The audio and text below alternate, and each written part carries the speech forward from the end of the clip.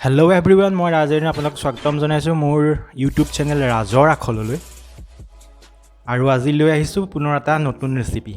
আজি লৈ আহিছোঁ এটা থলুৱা ৰেচিপি, কিন্তু মই কেনেকৈ বনাইছোঁ সেইটোহে আপোনালোকক জনাব বিচাৰিছোঁ। সকলোৱে জানেই, কিন্তু মোৰ ষ্টাইলটো আপোনালোকক মই দেখুৱাব বিচাৰিছোঁ। সেই ৰেচিপিটো মই আজি লৈ আহিছোঁ। আজি মই বনাইছিলোঁ আৰু অলৰেডি খাওঁতে বহুত টেষ্টি হৈছে। ভিডিঅ'টো যিহেতু বনাই থৈছিলোঁ, ভাবিলোঁ আপোনালোকৰ ওচৰলৈ লৈ আহোঁ।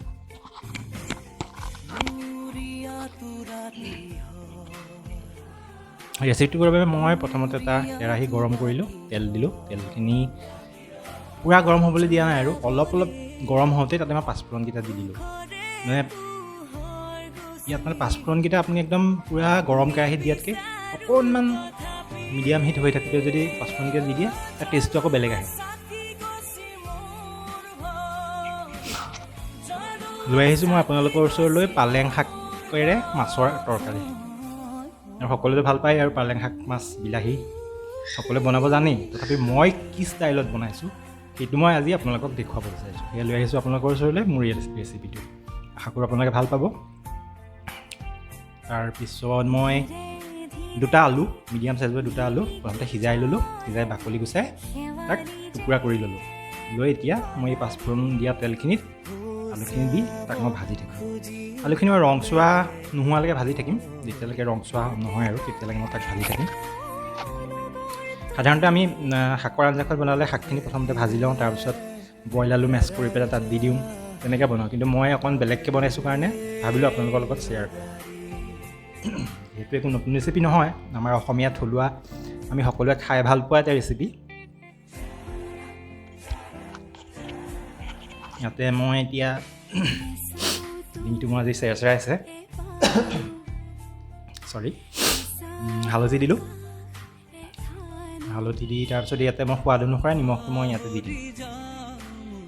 বতৰটো যিহেতু সলনি হৈছে, সকলোৰে নিশ্চয় এনেকুৱা জ্বৰ, পানী লগা, কাহ কিবাকিবি হৈ আছে। মোৰো সেই হৈ আছে। এতিয়া কৈ আছোঁ যদিও মানে অকণ অসুবিধা দি আছে, আপোনালোকৰ অকণ হয়তো ডিষ্টাৰ্ব পাব।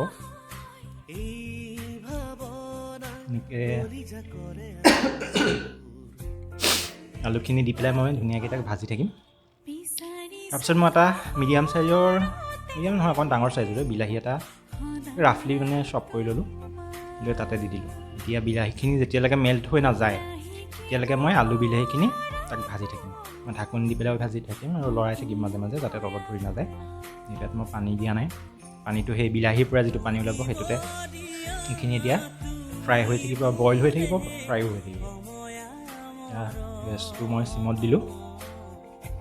দি পেলাই তাক মই এতিয়া ঢাকোন মাৰি পেলাই সিজিব দিম।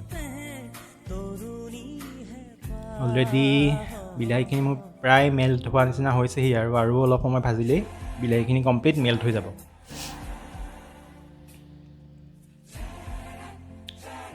আমাৰ অসমীয়া যিখিনি ব্যঞ্জন আছে সেইখিনিতো সঁচাই খুব টেষ্টি হয়। আমি সাধাৰণতে পাহৰি গৈছোঁগৈ এতিয়া খাবলৈ, আমি মা মছলা ইউজ কৰোঁতে। কিন্তু মোৰ ঘৰত তেনেকৈ মা মছলা ইমান ইউজ নহয়, মই খুব কমেই ব্যৱহাৰ কৰোঁ। এতিয়া এইখিনি ল'লোঁ মই পালেং শাকখিনি ধুনীয়াকৈ ধুই বাছি কুটি ল'লোঁ আৰু তাতে দিলোঁ মই অলপমান ধনিয়াটো মই লাষ্টত নিদিওঁ। শাকখিনিৰ লগত যেতিয়া আপুনি ধনিয়াটো অকণ সৰহকৈ দিব লাগিব। মই অৱশ্যে পালেং শাক যিমান তাৰ আধামান দিব পাৰিলে বহুত টেষ্টি হয়, কিন্তু এতিয়াতো আপোনালোকে জানে আৰু ধনিয়াৰ কিমান দাম, গতিকে মই ইমানখিনি নাই দিয়া, অলপ কমাই দিছোঁ। 4-5 মুঠিমান মই ধনিয়া ইয়াতে দিছোঁ। এতিয়া বজাৰত যিটো চাইজ আৰু আজি মুঠি, সেই তেনেকুৱা 5 মুঠিমান মই দিছোঁ। দি পেলাই একেলগে মই এতিয়া তাক শাকখিনি সৈতে ধুনীয়াকৈ লৰাই ভাজি থাকিম।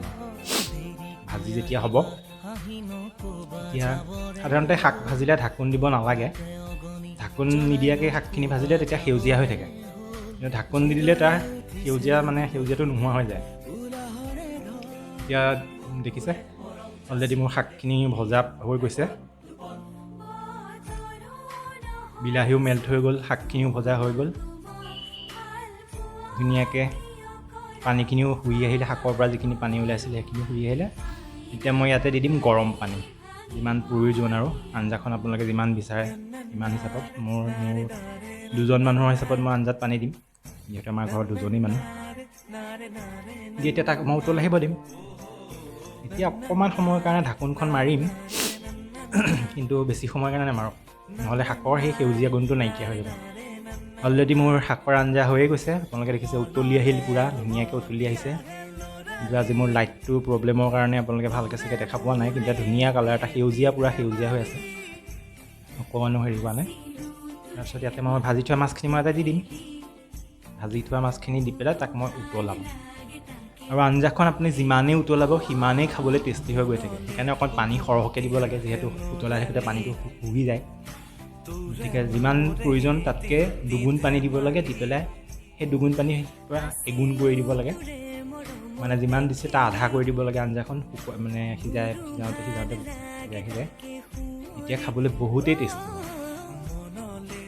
আনকা যিকোনো পাচলি আৰু আগবঢ়াই দিলোঁ আপোনালোকৰ ওচৰলৈ মোৰ ৰেচিপিটো।